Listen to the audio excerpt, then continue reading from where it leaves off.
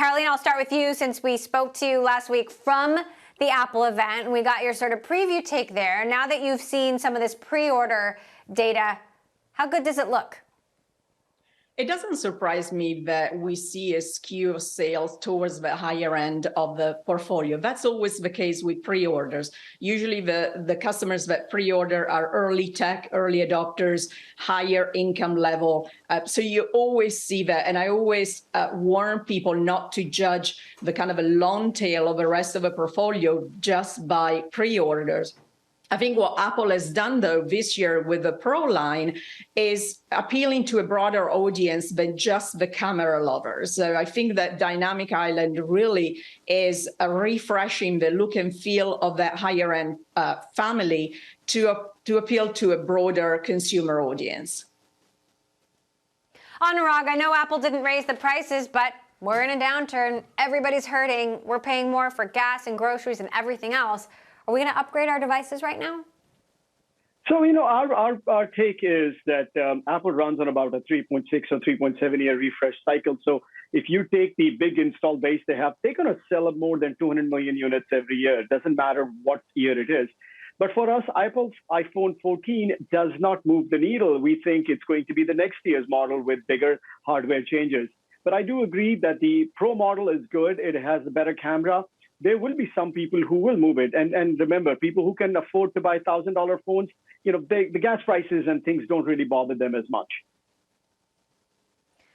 So, Carolina, what else are you watching here? I mean, FedEx just cut its own guidance, bringing Amazon down with it. And there are broader warnings here about what's happening in the global economy. I think from an Apple perspective, it would be interesting if the skew to the Pro and also the 14 Plus models is going to impact their average selling price. So we might see a higher selling price compared to last year before we see a difference in volume. And then the other part is, as the early adopters kind of die off, as the cycle continues, to see how the previous models are going to impact the overall sales. And then beyond iPhone, of course, we're all looking at Apple Watch, both at the very low end with DSE for more people entering the ecosystem, and then the very high end with the Ultra model at $800 price point. Anurag, what do you read into this FedEx data? They specifically called out Asia and Europe, and of course, Apple is a global company. Yeah, and this is part of the note that we wrote a month ago. I said, listen, for Apple, 43% of the sales come from Europe and China combined.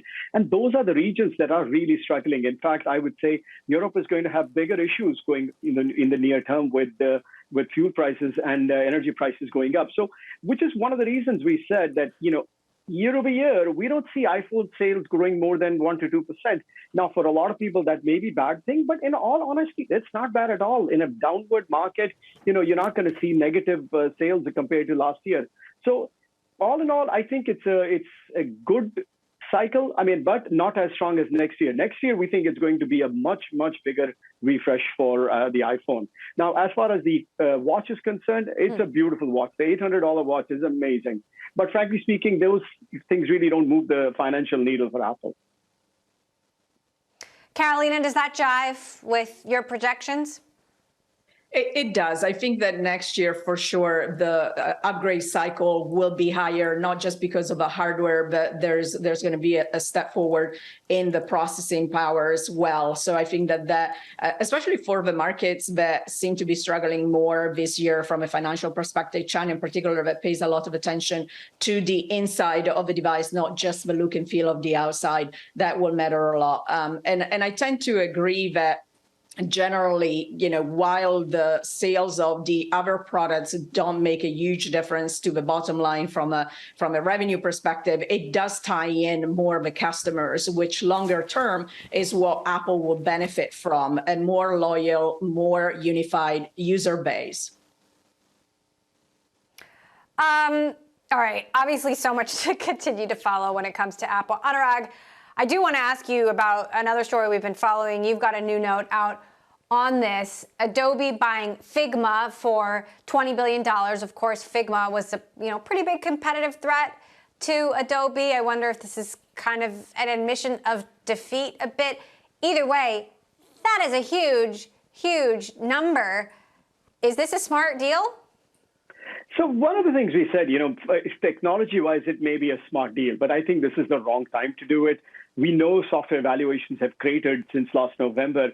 And for a company that was valued at $10 billion last summer, to buy them for $20 billion, I mean, nobody's liking it. I think they've lost about $35 billion in market cap right now for a company that's going to generate about $400 million in revenue for next year. So I think they really need to think hard and long, that investors have clearly made a point that they are looking for margin expansion, profit growth, even if growth slows down a little bit so much. And frankly, in our view, Adobe is such a widely diversified company with an install base very large of, creative products.